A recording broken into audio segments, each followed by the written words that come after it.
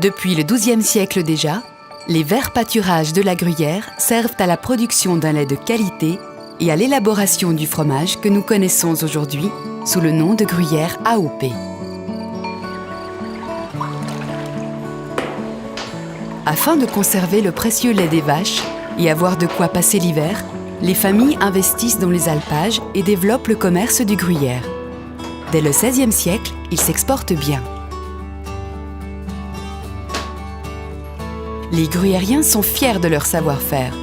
Avec le temps et les aléas économiques, certains fromagers s'établissent en Suisse occidentale, étendant ainsi la zone de production. Aujourd'hui, le gruyère est certifié par une appellation d'origine protégée AOP. Chaque producteur de lait, fromager et affineur de la filière du gruyère AOP suit des normes de production précises. Sa pâte dure, sa personnalité et son goût incomparable en font un produit artisanal et naturel unique. Tout commence dans les pâturages. Chaque vache mange environ 100 kg d'herbe par jour. Pour assurer une nourriture de qualité, les paysans doivent respecter des règles strictes pour produire l'herbe et le foin. Aucun ensilage ni additifs ne sont admis.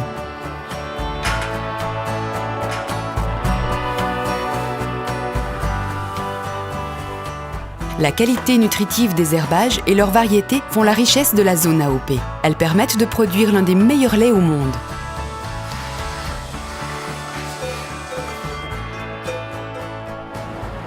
Les arômes du gruyère AOP varient en fonction des espèces florales consommées par les vaches. Des préalpes fribourgeoises au plateau jurassien, en passant par les régions vallonnées du Jura et de la Glane ou encore la vallée de Joux, chaque terroir possède ses propres spécificités en fonction de son altitude et de son microclimat. Le lait de vache est l'ingrédient indispensable de la fabrication du gruyère.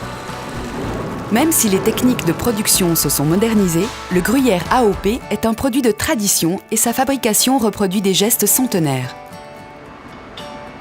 Le lait est livré 2 fois par jour à la fromagerie.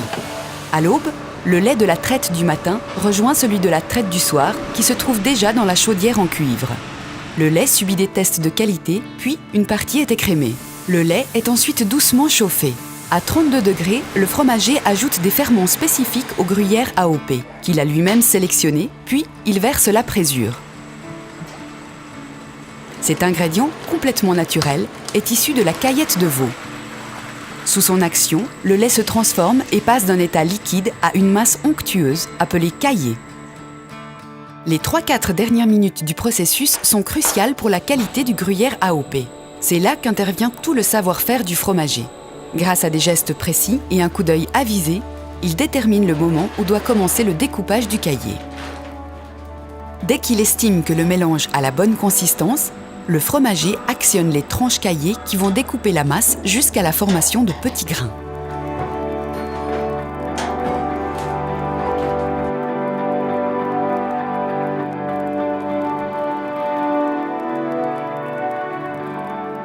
Une fois cette phase terminée, les grains et le petit lait, reconnaissables à sa couleur jaune, sont chauffés progressivement jusqu'à 57 degrés. Pendant cette opération, le fromager surveille attentivement l'évolution des grains. Vers la fin du chauffage, il teste la texture et l'élasticité de la pâte afin de fixer l'instant précis de la sortie du fromage. Quand la cuve est vidée, les grains sont transférés dans des moules qui donneront au fromage leur forme. Avant de presser la pâte, chaque fromage est marqué afin de pouvoir être identifié. Le fromager dépose sur chaque meule des inscriptions en caséine, une protéine contenue naturellement dans le lait.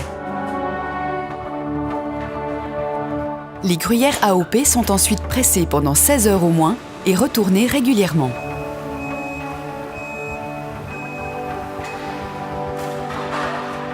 Le lendemain, à l'aube, les meules sont démoulées. Encore molles et fragiles, elles sont d'abord plongées 24 heures dans un bain de saumure. Le sel, qui s'infiltre dans la pâte encore tendre, en révélera lentement les saveurs au cours des mois suivants. C'est dans la cave que le gruyère AOP développe ses caractéristiques. Les meules sont régulièrement retournées et frottées à l'eau salée pour maintenir leur juste degré d'humidité, gagner en maturité, mais aussi développer leur croûte appelée la morge. Effectué à la main pendant des siècles, ce travail pénible est aujourd'hui le plus souvent confié à un robot. La machine reproduit sur chaque meule les gestes traditionnels du frottage et du salage. Cette aide précieuse ne remplace pas la connaissance et l'expérience du fromager qui effectue des visites régulières pour contrôler le bon déroulement de la maturation. Après 3 mois de soins, les gruyères AOP sont prises en charge par un commerçant affineur. Répartis par fromagerie, ils passent leur premier test. Lors de la pesée, l'affineur délègue un expert qui va ausculter les pièces. Pour le fromager, c'est la minute de vérité. Les fromages ne répondant pas aux critères de qualité sont écartés et ne pourront prétendre à la dénomination de gruyère AOP. Les soins débutés à la cave se poursuivent chez l'affineur. À leur arrivée, les fromages sont identifiés et rangés par lot de production mensuelle. Pour se développer, ils ont besoin d'une température d'une quinzaine de degrés et d'une humidité constante de plus de 90% en plus d'un apport continuel d'air. Au minimum, une fois par semaine, les meules sont retournées et brossées à l'eau salée. Elles reposent à la cave sur leurs étagères en épicéa.